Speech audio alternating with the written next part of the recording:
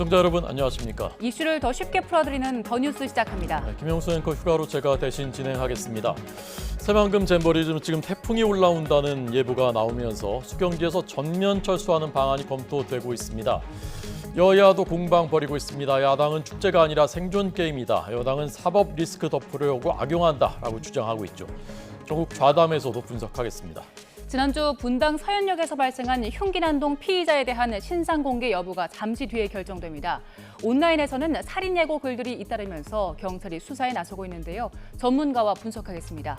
먼저 오늘의 주요 뉴스입니다.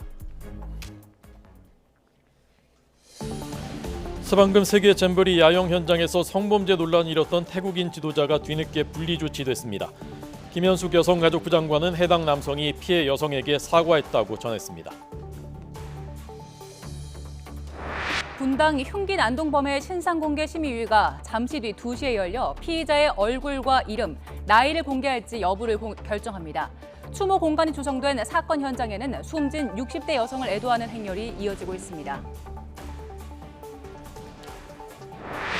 온라인 게임 채팅방에 초등학교에서 흉기 난동을 벌이겠다는 글이 올라와 울산의 학교 한 곳이 휴교에 들어갔습니다. 대구공항과 김해공항에 대해서는 폭탄 테러 예고 글이 올라와 경찰이 긴급 대응에 나섰습니다. 제6호 태풍 카눈이 목요일 오전 경남 통영 부근에 상륙해 내륙을 관통할 걸로 보입니다. 수요일 밤부터는 남해안이, 목요일에는 전국이 태풍 직접 영향권에 들어 거센 비바람이 불겠습니다. 오늘 서울 기온이 36도, 광주는 37도까지 오르면서 폭염이 절정에 달하겠습니다. 주요 산업체가 휴가에서 복귀하면서 오늘 오후 5시에서 6시 전력 수요가 올여름 최대치를 기록할 것으로 보입니다. 네, 조금 전 들어온 소식입니다. 안정을 찾아가던 새만금 잼버리 기간 동안에 이번 주죠, 중반입니다. 태풍이 한반도를 관통할 것이다 라는 예보가 나오면서 지금 이 수경지, 야영지에서 전면 철수, 그러니까 다른 지역으로 야영을 하는 곳이 아니라 다른 지역으로 전면 철수해서 옮기는 방안이 검토되고 있다고 합니다. 네, 그리고 성범죄 논란이 일었던 태국인 지도자는 뒤늦게 분리 조치됐습니다. 현장에 나가 있는 취재기자 연결합니다. 김민성 기자. 전북 새만금 잼버리 프레스센터에 나와 있습니다. 네, 6호 태풍 카눈이 이번 주 중반에 한반도에 상륙할 거란 예보가 있는데 잼버리 야영장의 대비 상태 현재 어떻습니까? 예, 아무래도 지금 잼버리 야영장에 있는 기반 시설 대부분이 몽골 텐트나 이동형 화장실, 덩굴 터널처럼 임시 시설물들이 많습니다. 비바람에 취약할 수밖에 없는 구조인데요. 오늘 김현숙 여성가족부 장관 브리핑에서도 이 내용에 대한 질문이 나왔습니다. 김 장관은 안전에 최선을 다하기 위해 행안부 등 관계기관과 세부 대응을 논의 중이라고 밝혔습니다. 그런데 저희 YTN 취재에 따르면 현재 논의 중인 한가운데 새만금 수경지 전면 철수가 강력하게 검토되고 있습니다. 태풍 상황이 심각하면 내일부터 전면 철수를 시작한다는 겁니다. 철수 후보지는 서울과 수도권인 것으로 전해지고 있습니다. 이렇게 되면 11일 전주 월드컵 경기장에서 열리는 K-팝 콘서트 개최 장소도 변경될 가능성이 아주 높습니다. 한마디로 태풍 강도에 따라 일시 대피를 할 건지 아예 전면 철수를 할지 지금 논의 중이라는 겁니다. 오늘 오후에 있을 추가 브리핑을 지켜보면 최종 결론을 알 수 있을 것 같습니다. 브리핑에서는 잼버리 프로그램 운영과 관련된 내용도 공지됐습니다. 오늘 저녁 8시부터는 17개국이 각국의 전통 춤과 노래 등 장기를 선보이는 새만금 갓 탤런트 경연이 진행될 예정입니다. 윤석열 대통령이 제시한 전북박 전국 17개 시도로 연계 프로그램 지역을 넓히는 방안의 확정 여부에 대해 김 장관은 우선 세계 연맹과 계속 논의 중이라고 밝혔는데요. 중요한 건 우선 전면 철수를 강하게 검토 중인 만큼 그 결과에 따라서 대회 향방이 결정될 것으로 보입니다. 네, 자 여러 가지 정황들로 봐서는 수도권으로 이동하는 것이 사실상 매우 유력한 것이 아닌가 싶습니다. 지금 이제 대통령실도 관련된 내용을 조금 전에 이제 브리핑을 했습니다. 그 소식도 잠시 뒤에 전해드리겠고요. 최종 발표는 아마도 오후 3시 김현숙 여성가족부 장관이 하게 될 것 같습니다. 자, 김 기자, 그 태국인 지도자 분리 조치됐다는 거 소식이요. 이것도 좀 전해 주십시오.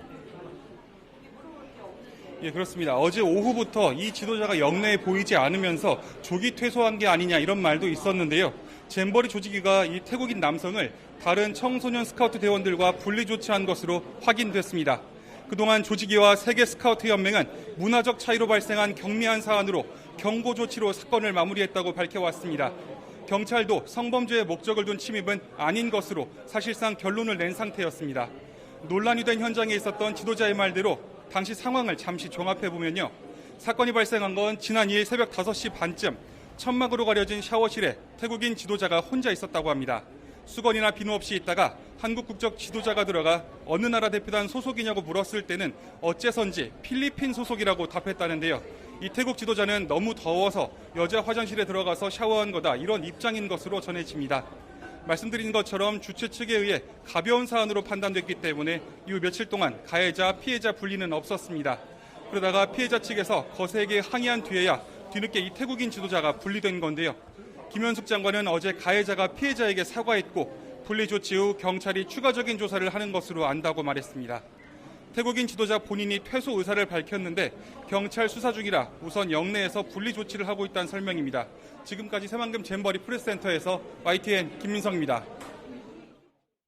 네, 수경지 전면 철수와 수도권으로의 이동을 강력하게 암시하는 대통령실 브리핑도 조금 전에 있었습니다. 윤 대통령이 오늘 오전에 한덕수 총리 그리고 이상민 행정안전부 장관에게 태풍에 대비한 잼버리의 컨틴전시 플랜을 보고받았다는 것입니다. 컨틴전시 플랜이라는 것은 긴급 대체 계획이죠. 그래서 이것을 보고받고 점검했다는 것이 대통령실의 조금 전 브리핑입니다. 네, 태풍 카눈이 진로를 바꿔서 이번 주 중반쯤에 한반도에 상륙할 걸로 예보가 됐고요. 그래서 대통령은 스카우트 대원들의 안전을 확보하기 위해서 어제부터 관계 장관들과 플랜 B를 논의하기 시작했고요. 조금 전 말씀드린 그 컨틴전시 플랜은 이제 스카우트 대원들의 숙소 또 남은 일정이 서울 같은 수도권으로 이동할 수 있다, 이런 걸 의미하는데 저희가 정확한 내용은 잠시 뒤에 정리해서 다시 전해드리겠습니다. 네. 아마도 사실상 이제 방향은 결정된 것으로 보입니다. 네. 서울시 교육청은 이번 잼버리에 참여를 했다가 조기 퇴영한 단원들을 위해서 영국과 미국이죠. 학교 체험과 숙식을 제공하기로 했다고 밝혔습니다. 오늘부터 11일 금요일까지 서울체육고등학교와 공립고등학교 4개의 기숙시설을 활용해서 하루 최대 1,500명의 숙식을 지원하겠다고 밝혔습니다. 대성리 교육원 등 서울시 교육청 학생교육원에서는 생태체험과 수상안전체험을 제공하고 서울체구에서는 스포츠체험활동, 또 창의예술교육센터에서는 음악과 댄스 프로그램 등을 지원하겠다는 계획입니다.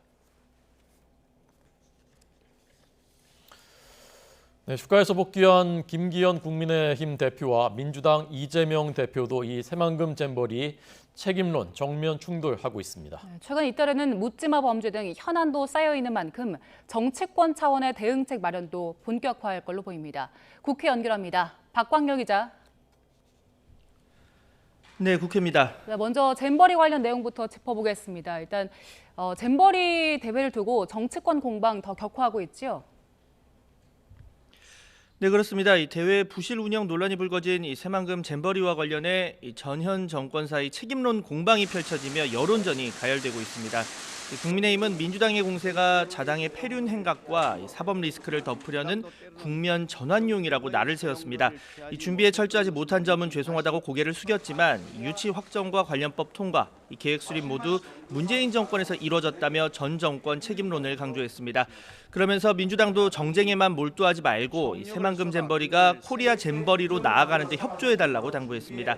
반면 민주당은 현 정부 부실 대응이 사태의 원인이라고 맞받았습니다. 이 잼버리가 축제가 아닌 생존 게임이 됐다며 어쩌다 대한민국이 세계인의 조롱거리가 됐는지 한탄스럽다고 언급한 건데요. 여기에 폭염은 이미 예상됐고 많은 지적도 있었지만 이 문제 발생이 남탓만 한다고 준비 부족을 질타하기도 했습니다. 들어보시죠. 잼버리가 아니라 세계적인 걱정거리 대회가 됐다는 느낌이 듭니다. 남탓이 우리나라에는 혹시 통할지 모르지만 세계에서는 통하지 않는다는 사실을 기억하시고. 네, 이 묻지마 범죄에 대해서는 입법 또 이 어떤 그 대책에 대한 논의 어떤 것들이 이루어지고 있습니까? 네, 말씀대로 이 묻지마 범죄 등 흉악 범죄가 잇따르면서 시민들에게 공포를 준 가운데 이 윤석열 대통령의 초강경 대처 지시 이후 형벌 강화책이 거론되고 있습니다. 지난 4일 국민의힘과 정부의 대책회의에서 언급된 가석방 없는 종신형이 대표적인데요.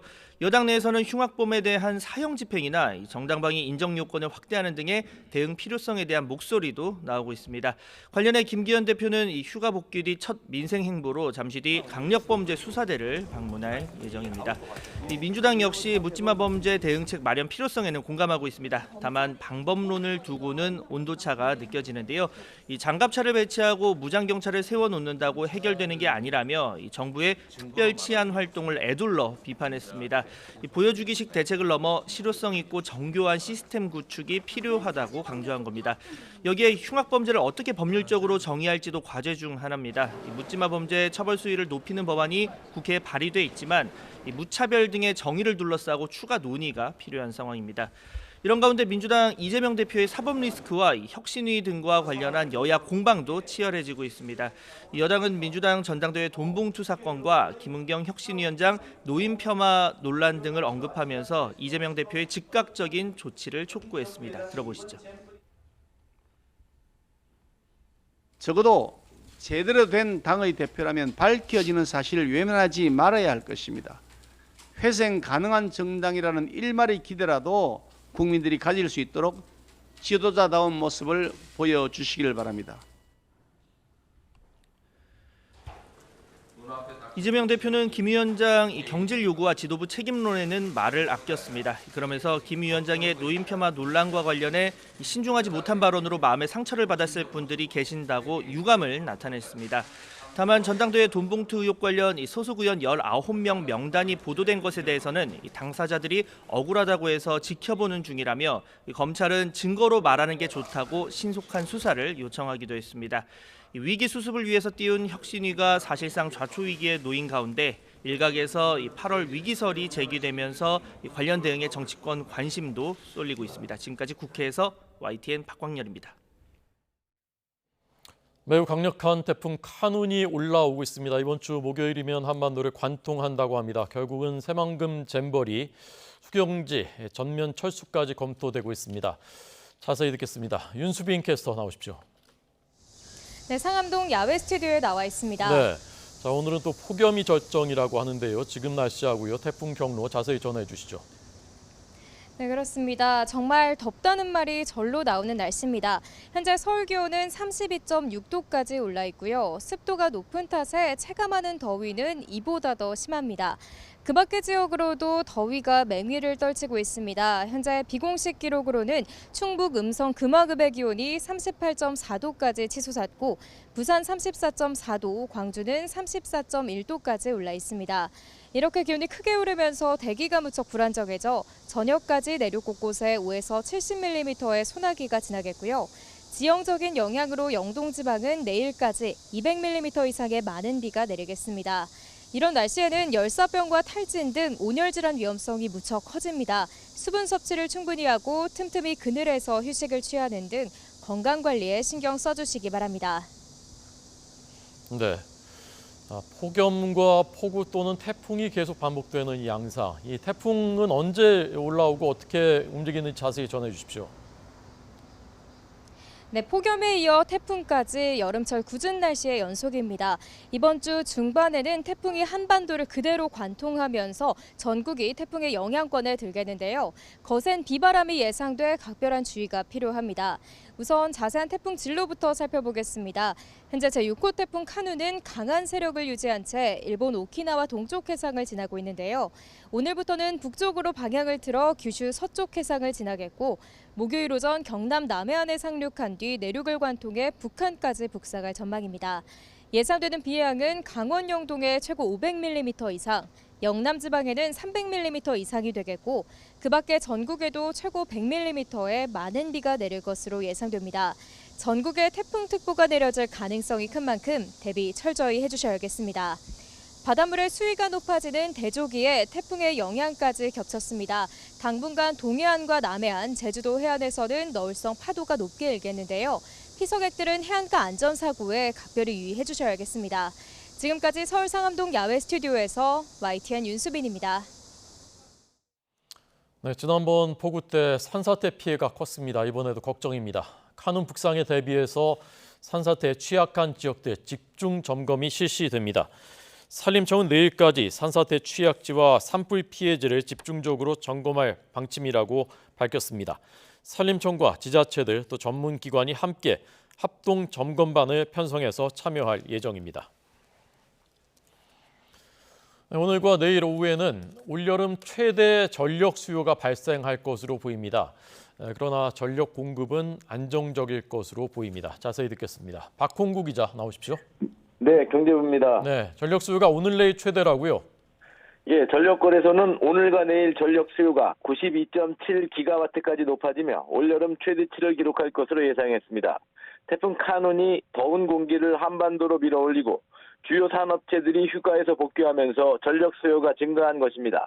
최대 전력 발생 시간은 오후 5시에서 6시 사이가 될 텐데 예비 전력이 11기가와트 이상 남아있어 전력 수급에는 문제가 없을 것으로 보입니다.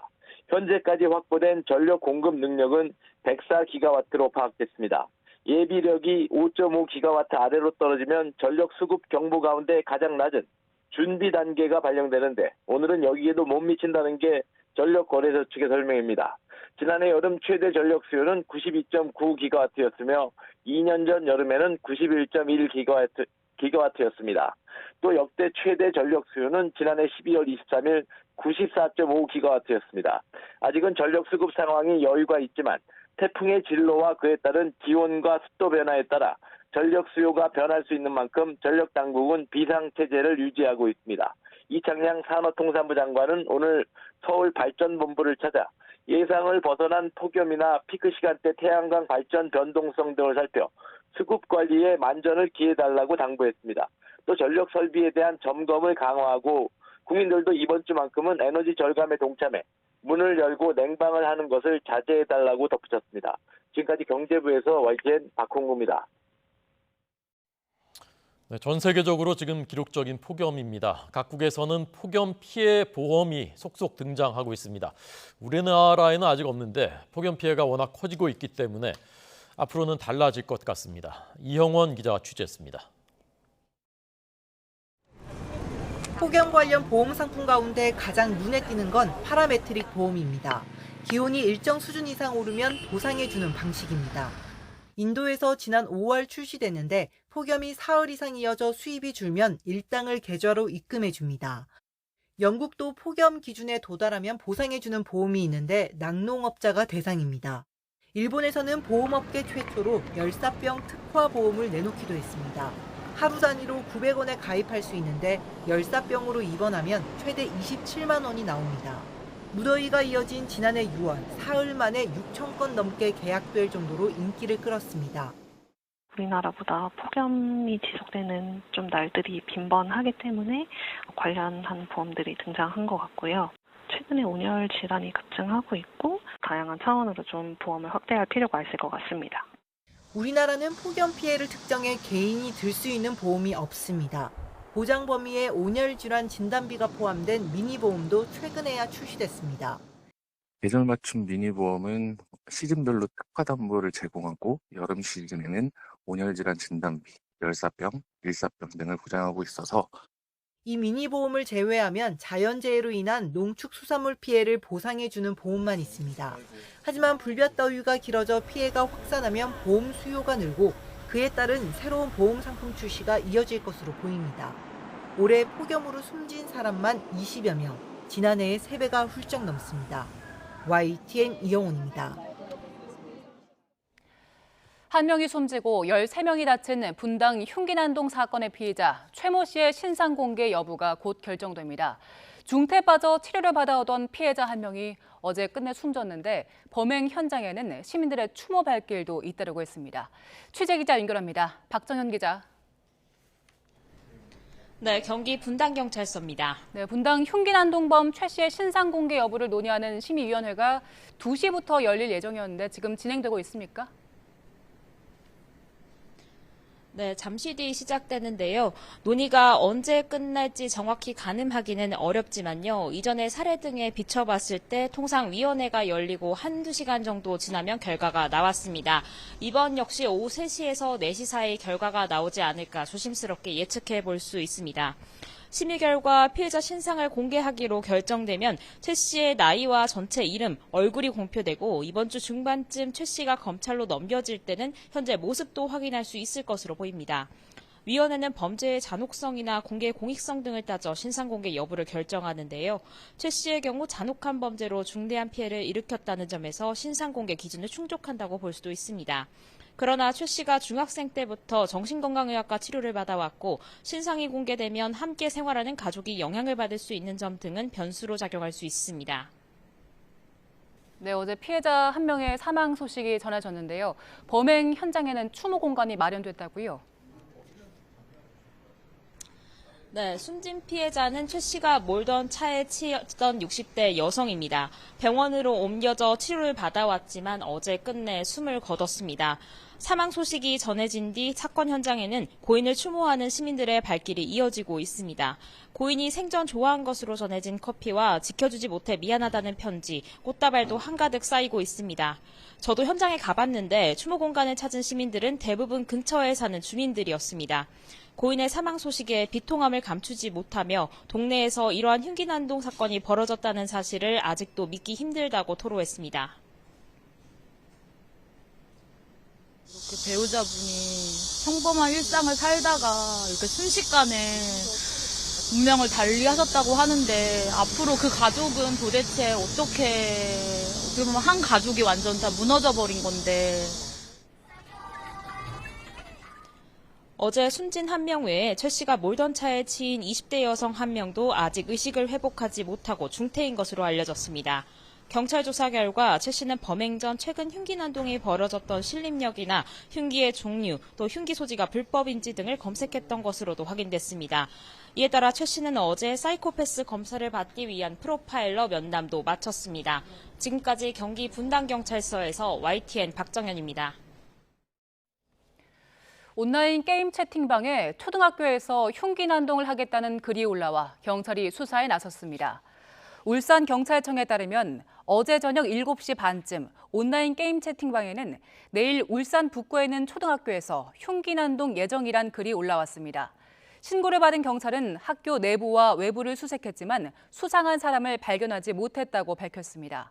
해당 학교는 방학이지만 돌봄 교실과 병설 유치원에 나오는 인원이 있어서 휴교와 휴원에 들어갔습니다.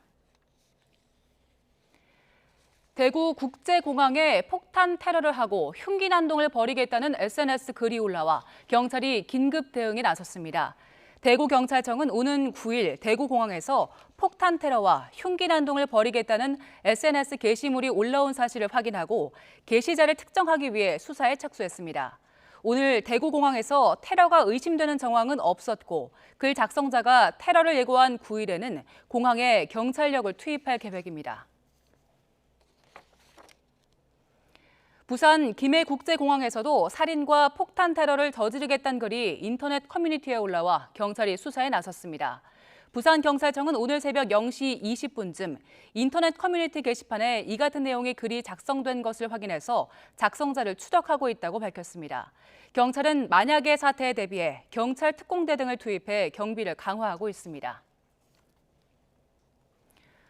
범죄를 저지른 소년 3명 중 1명이 재범일 정도로 소년범은 다시 범죄에 노출되는 경우가 많습니다. 신림동 흉기난동범 조선도 청소년기에 14번이나 소년 재판을 받은 사실이 알려졌는데요. 범죄를 저지른 소년을 관리 감독하는 보호관찰관이 말하는 문제점과 대책을 임예진 기자가 담아왔습니다. 어제 어디 갔다 왔어? 야간 전화도 이렇게 열심히 받고 있고 뭐하고 보냈어? 뭐하고 지내? 근황을 묻는 평범한 대화처럼 보이지만 소년범을 교화하기 위한 활동입니다.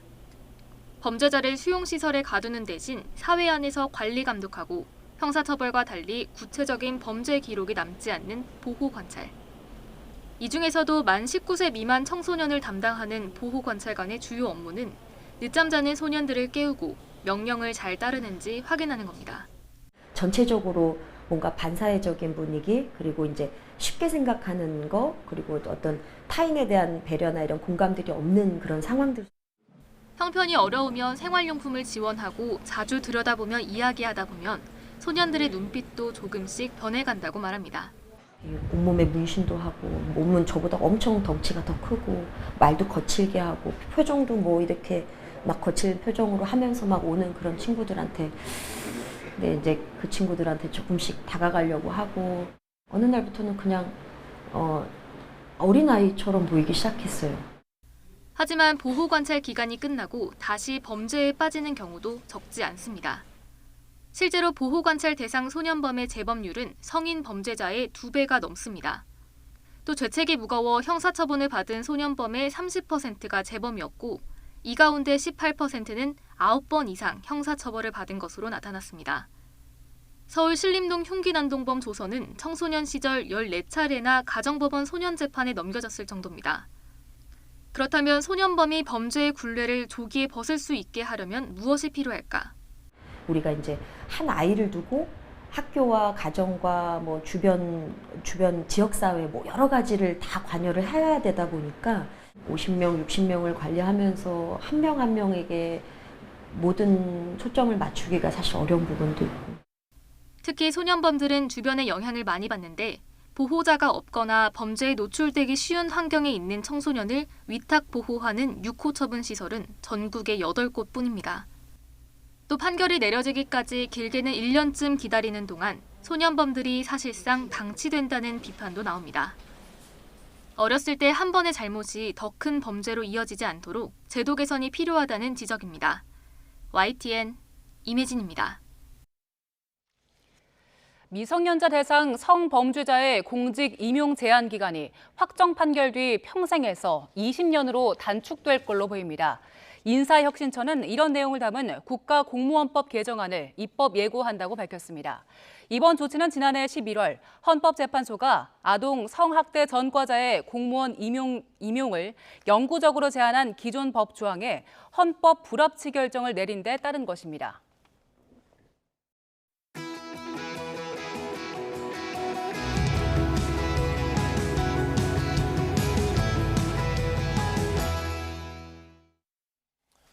서울 신림동 그리고 분당 흉기난동 사건 이후에 이 살인 예고 글들이 계속해서 올라오고 있습니다. 네, 경찰이 오늘까지 59명을 검거했는데요. 이 중 절반 이상이 10대 청소년이었습니다. 관련해서 이웅혁 건국대 경찰학과 교수와 이 상황을 어떻게 봐야 하는지 짚어보겠습니다. 어서 오세요. 어서 오십시오. 네, 안녕하십니까. 자, 이게 하루 이틀 정도 그냥 이제 모방 같은 뭐 이런 것이 아니라 벌써 며칠이 지났는데도 어제 오늘도 계속 이제 이런 글들이 올라오고 무려 59명이 지금 붙잡혔고 어떻게 해석하고 있습니까, 교수님? 그러니까 이제 두 가지로 우리가 좀 나눠서 볼 수 있을 것 같은데요. 그 한 부분은 일부 청소년들에 의한 흥미 위주 또는 본인이 일정 영향력을 꾀할 수 있다라고 하는 영웅 심리의 그 발로 같은 면으로 해석할 일도 분명히 있긴 하죠. 그런데 또 한편으로 보게 되면 저와 같은 그 예고 글이 실제의 행동으로 옮겨진, 즉 흉기도 준비했고 네. 경찰관을 살인하겠다라고 하는 이른바 예비적 계획도 있었던 그런 그 사례도 엊그저께 고속터미널에서 실제로 있기 때문에 네, 네. 이 두 가지 양상이 함께 현재 진행 중인 것이 아닌가 이런 생각이 듭니다. 그래서 바꿔 얘기하면 한편으로 그 봐서는 무엇인가 그 사회에 대한 나름대로 일정한 그 불만과 불쾌 감정이 해소되지 못했던 네. 신림역의 그 조선과 비슷한 사고방식과 사고 체계를 갖고 있는 그런 한 부류가 또 있는가 하면 네. 또 한 부류는 그것을 무엇인가 활용을 해서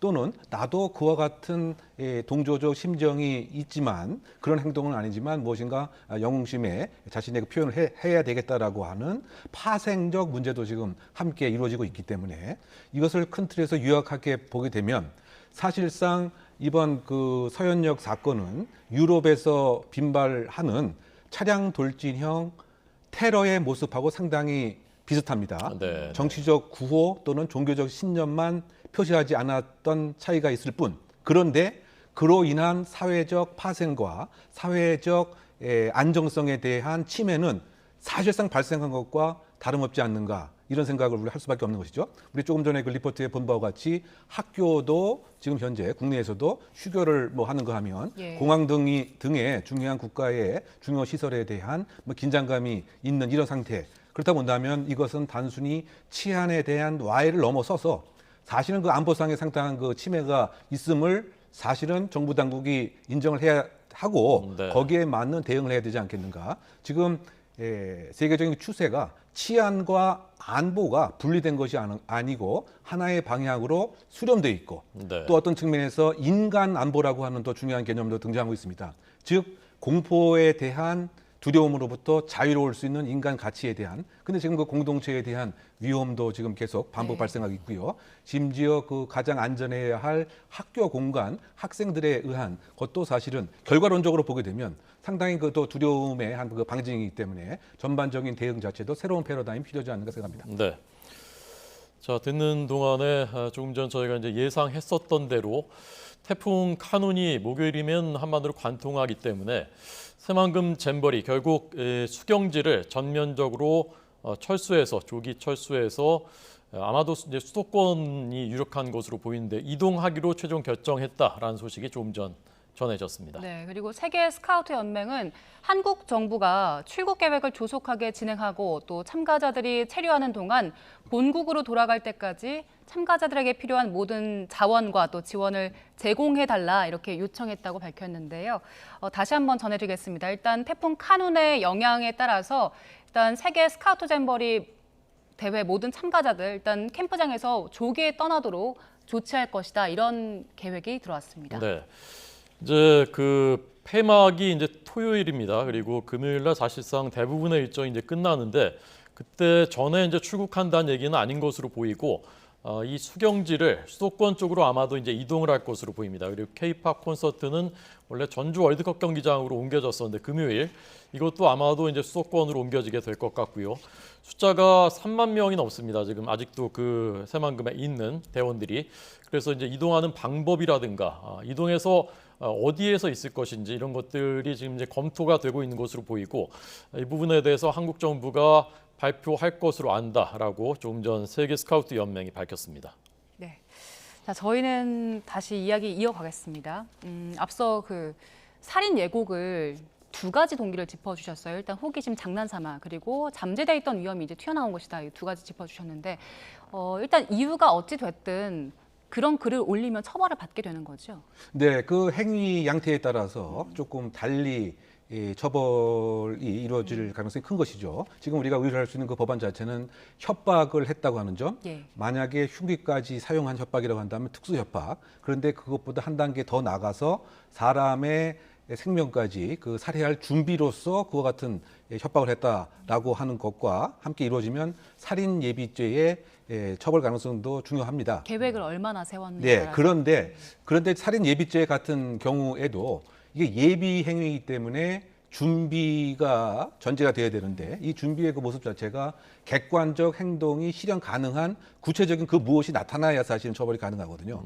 바꿔 얘기하면 실제로 흉기를 구입해서 갖고 있다든가. 그런데 그것이 아니고 그냥 말만 이렇게 그 했을 때에는 또 그 법정에 가서 다투었을 때 사실상 유죄 판결이 또 가능하겠느냐 또 이런 문제는 있긴 합니다. 그럼에도 불구하고 어쨌든 지금 현재 관계 그 당국에서는 주어진 범위 내에서 가장 양형이 높고 처벌을 엄중하게 할 수 있는 그러한 지금 방향으로 수사가 이루어지고 있는 것 같고요.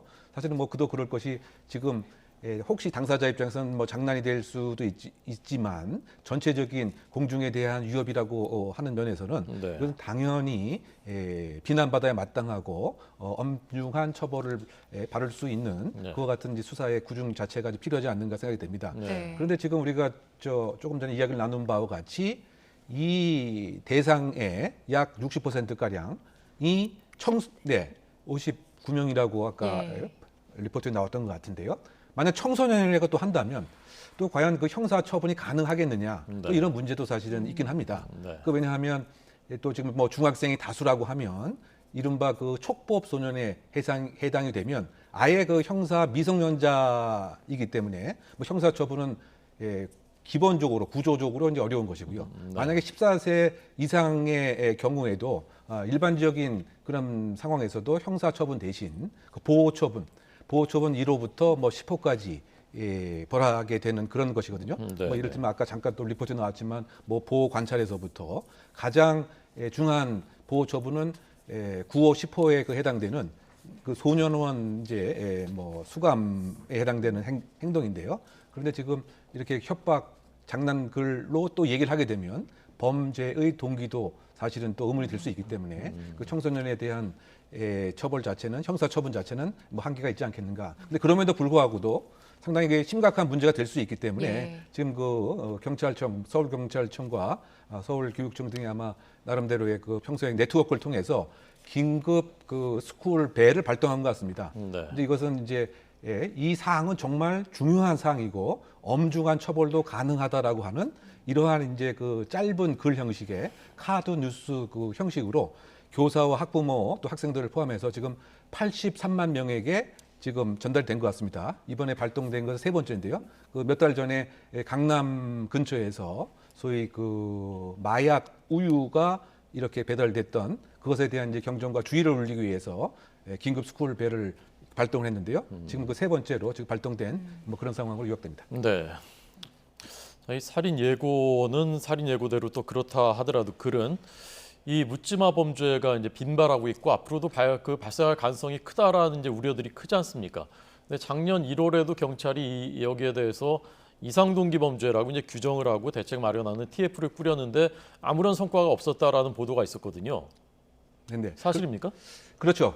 기본적으로 보게 되면 이제 이상동기 범죄라고 표현하지만 사실상 각자들은 나름대로의 일정한 이유와 동기는 있죠. 또 언론에서도 묻지마 범죄라고 얘기를 하지만 사실상은 일정한 이유와 맥락이 있습니다. 그런데 지금 잠깐 언급을 하신 바와 같이 국가 차원에서 과연 몇만 명의 또 몇 명의 또 몇십 명의 이른바 묻지마 범죄가 1년에 발생하는지 기본적인 통계조차 현재 없는 상태입니다.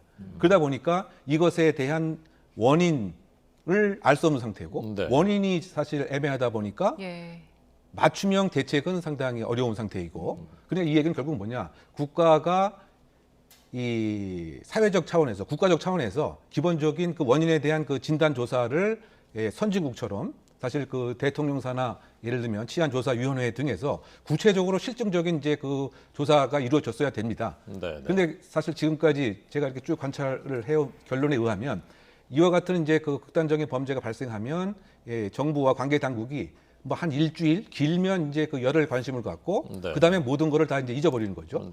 그러면 기본적인 그 원인 또 우리 그 사회가 어떻게 현재 변했는지 범죄 토양과 치안 환경이 어떻게 변했는지 이것에 대한 이해와 관심과 고민 자체가 아예 없었던 그러던 그 차에 지금 2년, 3년 남짓 예를 들면 그 코로나라고 하는 이런 사회적 격리의 환경 그리고 다시 지금 해제된 이런 그 상태에서 예측지 못한 제가 생각할 때 잠복해 있었던 사회적 병폐 즉 그 부정적인 불쾌 감정, 자신이 갖고 있는 나름대로의 상대적 박탈감, 이루려고 하는 목표는 사회적으로 다 높아졌는데 나도 그것을 가능하게 이룰 수 있는 수단은 상대적으로 그 제한됐을 때 그 괴리에서 오는 일정한 불쾌 감정의 해소 방식으로 범죄를 할 수밖에 없는 물론 이제 그 자체가 이 사람들에 대한 일정한 뭐 비난을 가할 수 있는데 그것에 대해서 사회적인 정책과 바뀌어진 치안 정책은 전무했다. 과거에 머무르는 즉 많은 경찰력을 배치하면 범죄가 줄겠지 또는 양형을 예를 들면 장기간 하게 되면 범죄가 줄겠지. 그런데 지금은 이제 그렇지 않은 것이죠. 그래서 제가 그 요약을 하게 되면 지금 이 치안에 관한 그 문제를 안보 수준의 국가 정책의 우선 어젠다로 삼아야 할 그런 그 시기인 것이다. 선진국에서는 이른바 중요한 선거 때 나는 국회의원이 되면 어떠한 안전 대책을 마련하겠다. 내가 대통령이 되면 교정 행정은 어떻게 새롭게 바꾸어서 재범률을 막겠다. 이것에 관한 중요한 정책 공약에 대한 실현 가능성과 구체성이 결국은 선거에 당선되는 요인이었는데 우리는 지금 그러지 못한 상황 같습니다. 아예 그 저 하위에 있는 그 하방에 있는 그런 정책 어젠다에 불과하고 그러다가 이번 그 적군도 과연 경찰청장 혼자서 해결할 수 있는 문제이냐? 저는 그런 것은 좀 부정적으로 보입니다. 네. 여러 기관이 범정부적인 접근이 있었을 때, 즉 사건의 이면을 들여다봐서 범죄 문제의 구조적인 특성들, 그리고 형사사법기관이 왜 범죄 예방을 지금 2023년에는 못했느냐, 그럼 무엇을 바꿔야 되느냐, 이런 것에 그 논의의 초점이 맞춰질 시기라고 생각됩니다. 네. 그리고 분당 흉기난동범 최모 씨 신상 공개를 할지 여부가 이제 잠시 뒤에 결정이 될 텐데 일단 그 신상 공개 요건에 부합합니까? 네, 그 법적 근거는 예. 그 특강법 그 8조 2에 나와 있습니다. 보통 한 4가지 요건에 그 충족이 되면 얼굴 공개, 신상 공개가 뭐 가능한 것으로 볼 수 있는데요. 그 첫째가 이 범죄가 상당히 그 잔인하고 이제 뭐 중대한 경우, 그래서 일정한 범죄를 나열해 놨습니다. 뭐 살인이 대표적으로 해당되는 것이고요. 두 번째는 이제 무죄 추정의 원칙에 반하지 않을 정도로 이제 구체적 뭐 증거가 있어야 되는데 지금 CCTV라든가 시민들이 촬영한 그런 영상에 의하면 분명한 이제 공격 행위가 있고요. 더군다나 뭐 구속이 됐기 때문에 또 무죄 추정의 원칙에 반하는 것이 이제 아닌 이런 요건에 충족이 되고, 그 세 번째는 이제 그 공익에 부합돼야 되는 범죄 예방의 그 목적, 혹시 다른 우리가 알지 못하는 범죄를 했을 가능성에 대한 여죄 수사를 위한 제보의 그 기회의 제공. 그래서 이 세 번째 공익 목적 달성이 된 것이고요. 그 네 번째는 그 청소년이 그 아닐 것. 그래서 이 당사자는 22세이기 때문에 청소년에 해당이 되지 않습니다.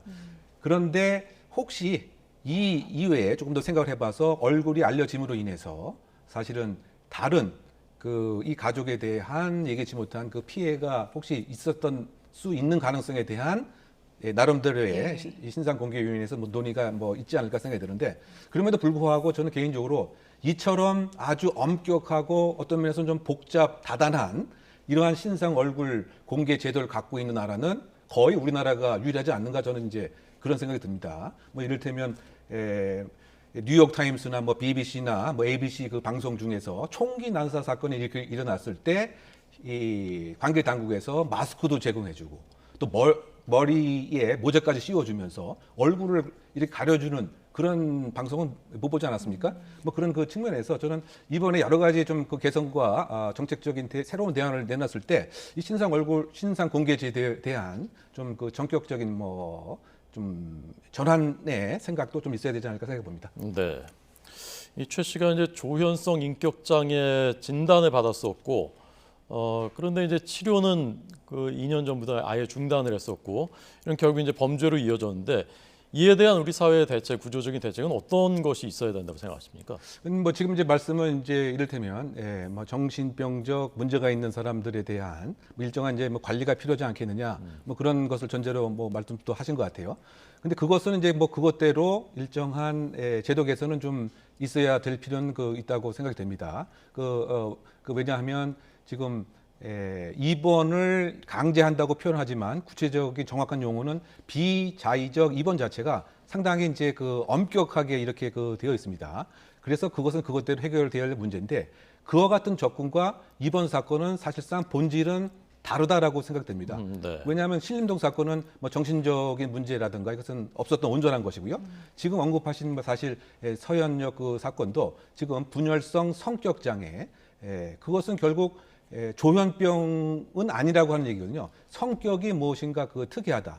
즉 사회적 소통보다는 혼자 지내기 더 편하게 생각하는 이러한 이제 특이 성향이고, 그리고 이런 경우에도 사실 부모 또는 직계 존속 2명이 동의를 해야 되고 또 본인 이외에 의사가 판정을 해야 되는데, 의사의 입장에서도 이것은 성격 장애이기 때문에 사실은 정신병원에 이른바 비자의로 수감될 대상도 안 될 가능성이 좀 크다. 그래서 요약을 하게 되면 이와 같은 정신적인 문제는 정신적 문제로 접근을 하는데, 이번 사안에서 함의점은 무엇인가 사회의 불만을 갖고 있는 불쾌 감정에 대한 해소 방식이 제대로 지금 마련되어 있지 않은 것이 아니겠느냐.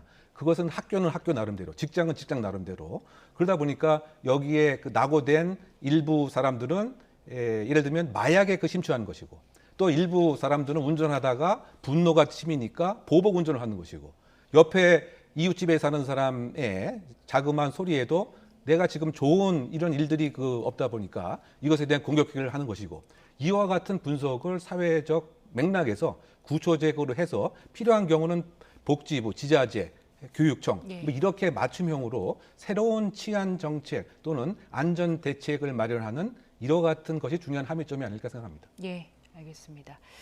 자, 잠시 뒤에 이제 신상 공개 여부 결정될 텐데요. 그것도 저희가 결과를 전해드리겠고요. 지금까지 이웅혁 건국대 경찰학과 교수와 이야기 나눠봤습니다. 고맙습니다. 감사합니다.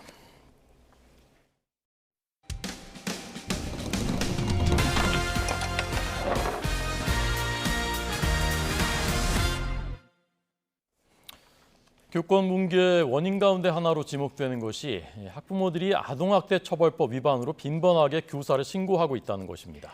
그런데 학부모가 아닌 서울의 사립초등학교 교장이 교사를 아동학대로 신고하는 일도 있었습니다. 교사가 다른 문제로 교육청에 교장을 신고하자 이에 대한 보복성으로 교사를 신고했던 건데요. 강민경 기자가 보도합니다. 서울에 있는 사립초등학교 교사인 A씨는 지난 2월 경찰에 아동학대 혐의로 신고됐다는 통보를 받았습니다. 신고자는 학부모가 아닌 학교장. A씨가 지난해 담임을 맡았던 6학년 학생들을 상대로 욕하고 목을 조르거나 때렸다는 게 신고 내용인데 A씨는 억울하다는 입장입니다. 화장실을 어지럽히지 말고 좀 잘 사용하자 하고 이제 얘기를 하고 잘해보자 하고 이제 어깨를 토닥였는데 학생들은 자기들을 막 헤드락을 걸었다. 라고 이제 막 학교장한테 가서 이제 그대로 얘기를 하고. 그러면서 학교장이 연가 사용을 방해하고 조퇴하려면 임신하라는 식으로 막말했다는 신고서를 지난 1월 서울시 교육청에 냈던 게 화근이 된 것 같다고 의심합니다. 교장이 이른바 보복 신고를 했다는 겁니다. 교장이 이미 알고 있었던 사실을 왜곡해 뒤늦게 신고했다며 방학에 몇몇 학생만 불러서 A씨에 대한 부정적인 답변을 유도한 정황도 있다고 주장합니다. 방학 때 캠프 때 이제 그 설문조사를 한 친구들 얘기를 들어보면 이제 제가 학생들한테 했던 행동들을 뭐 마음에 안 드는 것들을 뭐 다 적어라 라는 그런 식의 설문조사였다고 해요. 이 가운데 일부는 교사에게 공공연히 거친 말을 하는 등 평소 생활 지도가 어렵던 학생들이라고 A씨는 설명합니다. 또 가만히 있으니까 막 저거 선생님 그 쌤 쳐 읽고 있는 거냐 뭐 이런 식으로 얘기를 하더라고요. 지난 6월 경찰은 A씨에 대해 혐의 없음 결론을 내렸습니다. 더 적절한 훈계를 할 수도 있었겠지만 학생을 고의로 학대한 정황은 찾을 수 없다는 겁니다. 이어 피해자 격인 학생과 학부모들이 진술을 거부해 교장 주장만으로는 아동학대를 확인할 방법이 없다고 덧붙였습니다. 학교장은 입장을 묻는 YTN의 질의에 신고 의무자의 소임을 했을 뿐이라며 보복 의혹을 부인했습니다. 지난해 10월 학부모 투서를 계기로 A씨에 대한 반 전체 설문조사와 학부모 상담을 했고 여기서 아동학대 정황이 포착돼 신고했다고 해명했습니다. 다만 아동학대 정황을 포착한 즉시 신고하지 않은 이유를 묻자 그때는 신고가 의무인지 몰랐다고 답했습니다. 교장은 또 A씨에게 폭언한 적도 없다고 반박했습니다. 하지만 A씨가 이유 없이 조퇴하려 해 반대했고 아이를 낳으면 마음대로 육아 조퇴를 할 수 있다는 식의 발언은 했다고 인정했습니다. YTN 강민경입니다. 이 시각 간추린 뉴스입니다. 강원 고성에 어제부터 300mm가 넘는 국지성 집중호우가 쏟아져서 주택 22채가 물에 잠기고 도로 24곳이 한때 물에 잠기는 등 비 피해가 잇따랐습니다. 박지원 서훈 전 국가정보원장이 재임 시절 유관기관에 측근을 부당하게 채용했다는 의혹과 관련해 경찰이 혐의가 인정된다고 결론짓고 사건을 검찰에 넘겼습니다. 올해 2분기 말 기준으로 20대 이하 연령층의 은행 주택담보대출 연체율이 0.44%로 역대 최고 수준을 기록했습니다. 전세 사기 피해 주택의 경매와 공매 절차를 돕는 지원센터가 서울 종로구 수성동 G타워 2층에 문을 열었습니다. 정부가 법률 대행 비용의 70%를 지원하고 피해자는 30%를 부담한 뒤 법률 전문가에게 배당과 낙찰 관련 상담을 받을 수 있습니다.